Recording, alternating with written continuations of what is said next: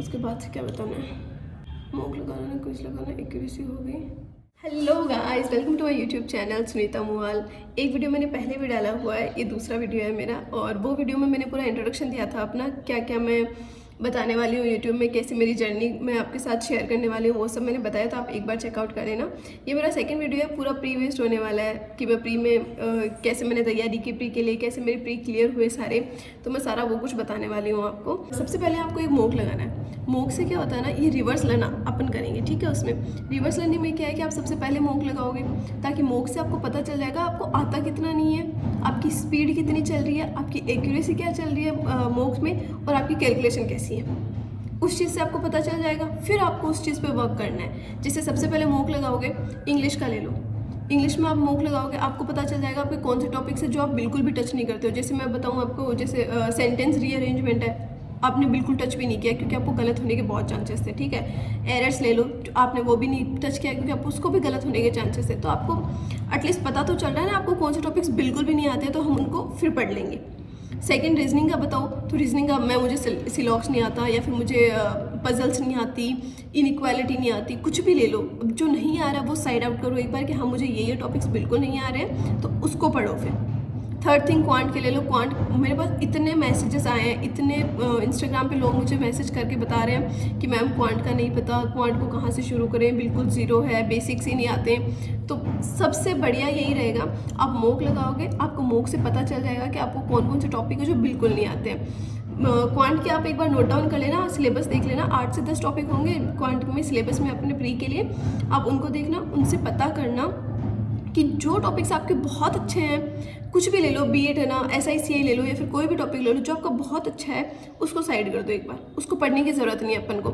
उसके बाद में कौन से टॉपिक आते हैं जो आपके थोड़े कम अच्छे हैं, तो आप उनको बुक से, यूट्यूब से, कहीं से भी उसके लिए पढ़ाई करो, और उनको इतना अच्छा कर लो कि उनसे कुछ भी क्वेश्चन आए तो आपको दोबारा देखने की ज़रूरत नहीं पड़े, आप वहाँ से कर लो उनको क्लियर।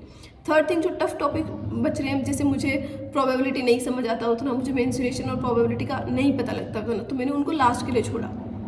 मुझे CISI बहुत अच्छा लगता है, मुझे बॉटनी स्ट्रीम हो गया, टाइम एंड वर्क हो गया, मुझे एजेस वाले, पार्टनरशिप वाले, ये क्वेश्चन ऐसे होते हैं जिनको मैं ज़रूरत नहीं पड़ती मुझे, मतलब किसी से पूछने की, कुछ करने की, वो मैं अपने आप से कर लेती हूँ और बहुत कम टाइम में ना। तो वो टॉपिक से वो मैंने साइड कर दी कि हाँ ठीक है, इनको नहीं पढ़ना, इनको साइड में कर दो। उसके बाद में क्या बचा, मेंसुरेशन बचा। मुझे प्रोबेबिलिटी पढ़ना है, मेंसुरेशन पढ़ना है, मिक्सचर पढ़ना है, ये मुझे नहीं समझ आती इतना, तो मैं उनको फिर मैंने या सर्वेश वर्मा सर की बुक है वो ले लो, RS अग्रवाल की बुक है वो ले लो, उनसे कर लो। या फिर मैं यूट्यूब चैनल बताऊँ आपको एक दो जिसमें क्वांट की लिटरली क्लास देते हैं, अमर सर का ले लो, अमर सर पढ़ाते हैं क्वांट, अच्छी पढ़ाते हैं वो।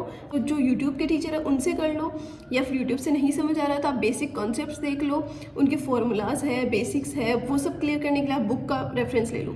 अब बुक से करो, आपको समझ आ जाएगा, फिर आप उनके प्रैक्टिस सेट लगाओ। सबसे पहले आपने बुक से कर लिए, टॉपिक्स क्लियर करना है ना अपन को, बेसिक क्लियर करना, आपने बुक से कर लिया। बुक से होने के बाद में आप उसके प्रैक्टिस सेट लगाओगे, लेवल 1 लेवल 2 लगाते जाओ, उनके पता चल जाएगा ना आपको कि हाँ ठीक है अब मेरा क्लियर हो रहा है। जितना प्रैक्टिस करोगे, जितना आप स्पीड मेंटेन करोगे, अपनी एक्यूरेसी सही रखोगे, उतना ही जल्दी प्री क्लियर होगा।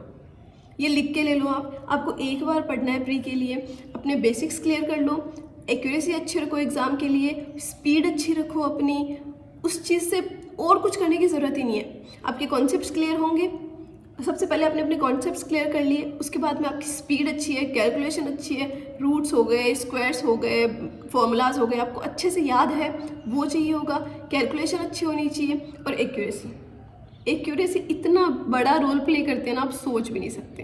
तो एक्यूरेसी आप अच्छी रखोगे तो आपके आराम से प्री क्लियर होगे। और प्री के लिए सिर्फ एक बार पढ़ना होता है, लिटरली एक बार पढ़ना होता है। मैं बताऊँ, मैंने एक बार पढ़ा प्री के लिए, जैसे मान लो मैंने 1 महीना प्री के लिए पढ़ लिया, तो उसके बाद में RRB के, IBPS के, SBI के, LIC के, UDC ले लो, किसी का भी प्री ले लो, किसी का भी, बीट इंश्योरेंस के प्री ले लो, बीट बैंकिंग के प्री ले लो, सब क्लियर हो जाता है अपने आप, क्योंकि सेम स्ट्रेटेजी चलती है उनमें, सेम काम आते हैं, सेम फॉर्मूलाज होते हैं, सेम क्वेश्चन पैटर्न होता है, कुछ भी चेंज नहीं होता, सब में सेम चलता रहता है। तो आपको प्री के लिए एक बार पढ़ना है, और साथ साथ में प्लीज़ आप मेंस के लिए करंट अफेयर करते चलना, क्योंकि वो चीज़ जब आपका आप प्री दे के आओगे, आप सोचोगे जब प्री क्लियर हो जाएगा तब मैं मेंस के लिए पढ़ूंगा, उतना टाइम नहीं बचता।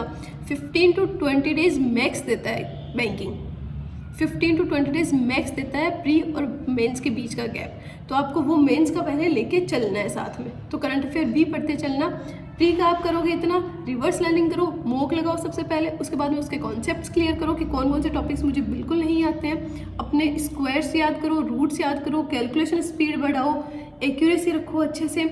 आप मॉक्स देते जाओगे, क्विजेस करते जाओगे।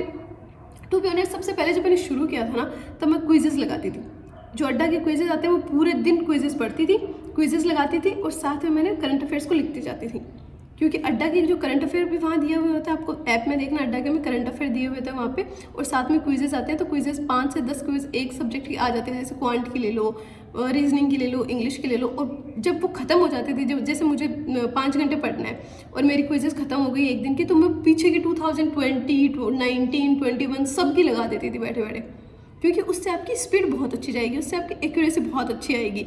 और वहाँ पे आपका ना कंपटीशन लगेगा कि ठीक है मुझे यहाँ पे फर्स्ट रैंक लेके आना है इसमें क्विज में, और मॉक में भी आपको रहेगा मुझे परसेंटाइल अच्छे लेके आना है। अड्डा की क्विज से आप प्रैक्टिस करते रहोगे ना तो आपके अड्डा में भी 97, 99, लिटरली 99 परसेंटाइल तक आती है मेरी। मैं आपको मॉक और लगा के दिखा दूंगी, अगर आप चाहते हो तो मैं आपको मॉक का वो बता दूंगी करके। अब रिवर्स लर्निंग करो, उसमें प्री के लिए सबसे ज़्यादा क्विजेस। पहले आपको लगेगा कि 10-10 क्वेश्चन आ रहे हैं, 10-10 क्वेश्चन, लेकिन वो सीरियसली बहुत बेनिफिशियल। और इंग्लिश के लिए क्विजेस बेस्ट है, क्योंकि उसमें पैटर्न, एग्जाम का पैटर्न उनको पता होता है ना कि रिपीट में जो क्वेश्चन पूछ रहे हैं वो वैसे ही क्वेश्चन वहाँ पे फ्रेम करते हैं। तो बार बार रिपीट पे आप इतने सारे मॉक्स लगा दोगे ना, इतने सारे क्विजेस दे दोगे ना कि वही क्वेश्चन रिपीट होते जाते हैं, वही सेम एरर रिपीट होते जाते हैं। अभी एक बार करके देखना, फिर भी आपको कुछ भी इफेक्टिव नहीं लगे इस चीज़ से, आप कम से कम 5 से 7 दिन दो इस चीज़ को, या 2-3 दिन भी देख लो आप। 2-3 दिन आप लगातार क्विजेस लगाओ, लगातार आप रिवर्स लर्निंग वाला मेथड फॉलो करो, उन कॉन्सेप्ट्स को क्लियर करो और फिर वापस से मॉक लगाना। अगर आपको इंप्रूवमेंट लगे तो प्लीज़ मुझे कमेंट करके बताना, या फिर मुझे इंस्टाग्राम पे मैसेज छोड़ देना, या फिर आप मुझे कमेंट कर देना।